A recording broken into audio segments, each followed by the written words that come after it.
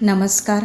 मी अंकिता पंडित आपल्या ए to Z pharma या YouTube चॅनलवरती आपणा सर्वांचं मनापासून स्वागत करते.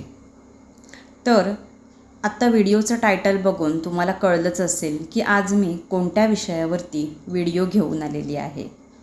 तर आपल्या सगळ्यांनाच वाटत असतं की सगळ्यांनी हॅप्पी लाईफ जगावं, आपण खूप छान आनंदी राहावं, खूप मस्त जगावं, अगदी स्ट्रेसफुल राहावं. तर हे खरंच शक्य आहे का? तर हो, हे अगदी शक्य आहे. तर त्यासाठी काही सोप्या टेक्निक वापरून हे आपण कसं सोपं करू शकतो आणि कसं आपण आयुष्य जे आहे आपलं हे तणावमुक्त करू शकतो, कसं आपलं आयुष्य हे आपण आनंदी जगू शकतो. तर ह्यासाठी काही सोपे उपाय आज आपण ह्या व्हिडिओमध्ये बघणार आहोत. तर लक्षात ठेवा, आयुष्य हे कधीच परिपूर्ण नसतं. कोणतीच व्यक्ती ही कधीच परिपूर्ण नसते. आणि जे काय प्रॉब्लेम्स असतात, जे काय आपल्याला प्रश्न असतात, त्याचे आन्सर्स जे असतात, त्याची उत्तरं जी असतात ही लगेचच मिळतात हे असं नाही. प्रत्येक गोष्टीमध्ये पेशन्स ठेवणं, कधीही थांबणं आणि जी आहे ती परिस्थिती आहे त्या परिस्थितीचा स्वीकार करून त्याच्यातून योग्य मार्ग काढणं हे नेहमीच चांगलं आहे. तर कधीही आपण नेहमी प्रेझेंटमध्ये म्हणजेच वर्तमानात राहून जीवन हे जगलं पाहिजे. म्हणजेच आजचा क्षण आहे, आजचा दिवस आहे, आजचा जो काही क्षण आहे तो अतिशय आनंदाने जगला पाहिजे. त्या क्षणांचा आनंद घेत आपल्याला जगता आलं पाहिजे. मेन म्हणजे आता चिंता सोडून द्या. बघा, प्रत्येकाला स्ट्रेस असतोच, प्रत्येकाला कोणते तरी प्रॉब्लेम्स असतात. पण जे काय आपल्या हातात नाही आहे त्याची चिंता किंवा त्याची काळजी ही कधीच करत बसू नये. त्याच्यामुळे काय होतं की जे काही आपल्या हातात नाही आहे त्याचा आपण स्ट्रेस घेतला, त्याची जर काळजी करत बसलो तर त्याचा आपल्या आरोग्यावरतीच परिणाम होत असतो. प्रत्येक व्यक्ती आहे प्रत्येक व्यक्तीचा काहीतरी भूतकाळ असतो, काहीतरी पास्ट असतो की जसं की तो कोणालाच बदलता येत नाही. चिंता सोडून देऊन आणि जे भविष्य आहे तुमचं म्हणजे फ्युचर आहे असं नाही आहे की पूर्णपणे ठरवता येत नाही की म्हणजे जसं तुम्ही ठरवलं आहे तुम्हाला फ्युचरमध्ये हे करायचं आहे, ते करायचं आहे वगैरे तसंच्या तसं अगदी तुमचं फ्युचर असेल असं नाही. नेहमी प्रेझेंटमध्ये राहूनच आपण जगलं पाहिजे. लक्षात ठेवा, मेन म्हणजे आपण सगळेच ऐकतो हेल्थ इज वेल्थ. आरोग्य हीच आपली खरी संपत्ती आहे. त्याच्यासाठी आपलं योगासनं करणं, प्राणायाम करणं, मेडिटेशन करणं, वॉक करणं, चालणं हे अगदीच आवश्यक आहे. आहार जो आहे हा आपला साधा आणि संतुलित आहार घेतला पाहिजे.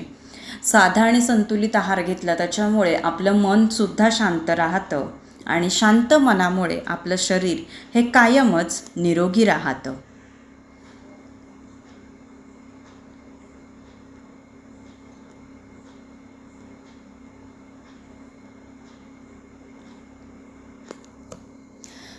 लक्षात ठेवा की कायम स्वतःसाठी वेळ दिला पाहिजेच. ओके, आपण ज्याला सेल्फ लव्ह म्हणतो. म्हणजे असं नाही आहे की पूर्णपणे स्वतःसाठीच वेळ दिला पाहिजे, असं नाही की प्रत्येकाला आपल्या फॅमिली वगैरे हे सगळं आहेच, पण काही नाही होणार. साधारण तुम्ही 15 मिनटं तरी स्वतःसाठी देऊ शकता, अर्धा तास तरी स्वतःसाठी देऊ शकता. निसर्गामध्ये फिरणं, आपलं आवडतं म्युझिक जे काही आहे हे ऐकणं, जर देवाचं नामस्मरण करणं, नामजप करणं.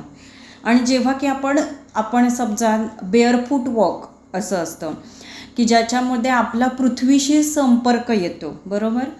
त्यामुळे काय होतं की आपली एनर्जी जी आहे की जी पृथ्वीची जी एनर्जी आहे, आपण एखाद्या लॉनवरती चालतो, आपण ग्राउंडवरती जेव्हा आपण विदाऊट चप्पल म्हणजे अनवाणी चालत असू दॅट टाईम त्यावेळेला आपण पृथ्वी तत्वाशी कनेक्ट होतो. जी पृथ्वीची एनर्जी आहे ती सुद्धा आपल्याला मिळते की ज्याच्यामुळे आपली चक्र जी आहेत ही बॅलन्स होतात.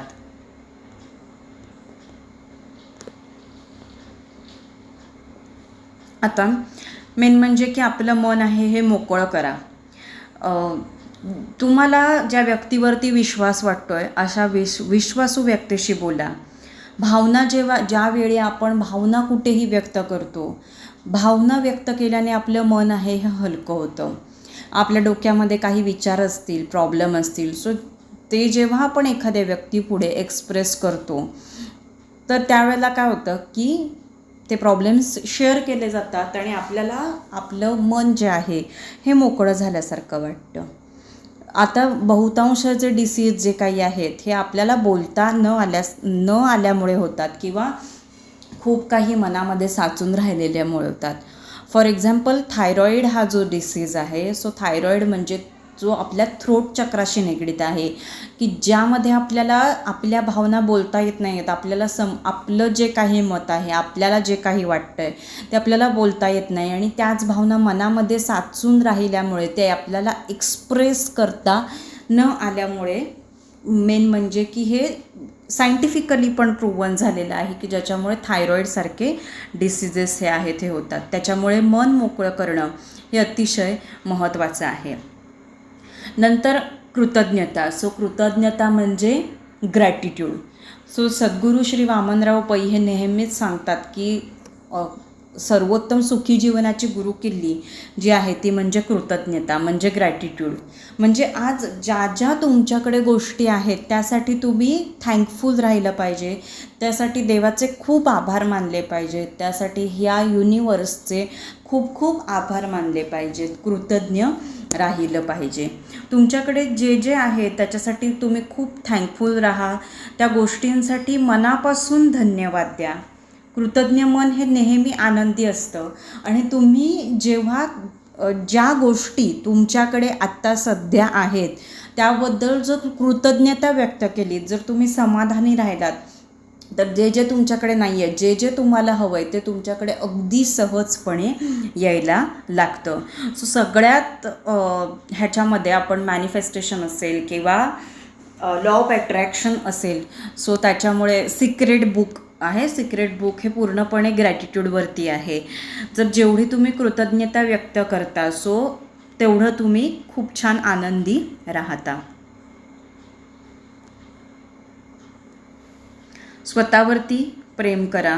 हे बघा, सगळ्यांकडून चुका ह्या होतच असतात, सो त्या चुकांमधून आपण शिकतच गेलं पाहिजे. स्वतःला दोष देणं कधी पण बंद करा की ही गोष्ट, प्रत्येक गोष्ट स्पेसिफिकली ही लेडीजमध्ये खूप हॅबिट असते, काही झालं तर म्हणजे माझ्यामुळे झालं आहे, किंवा आपण दुसऱ्यांना ब्लेम करत राहतो, स्वतःलाही ब्लेम करत राहतो. तर स्वतःला ब्लेम करणं, स्वतःला दोष देणं हे बंद केलं पाहिजे.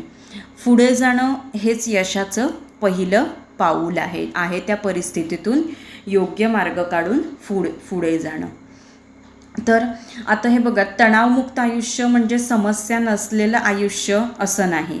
तर जे काय डेली लाईफमध्ये आपल्याला वेगवेगळे स्ट्रेस हे असतातच, सो शांतपणाने जे काही प्रॉब्लेम्स आहेत सो त्यांना आपण फेस केलं पाहिजे, त्या समस्यांना सामोरं गेलं पाहिजे, कायम हसत राहिलं पाहिजे आणि सकारात्मक आपला जो भाव आहे नेहमी पॉझिटिव्ह ठेवला पाहिजे, नेहमी आपण सकारात्मक जगलं पाहिजे.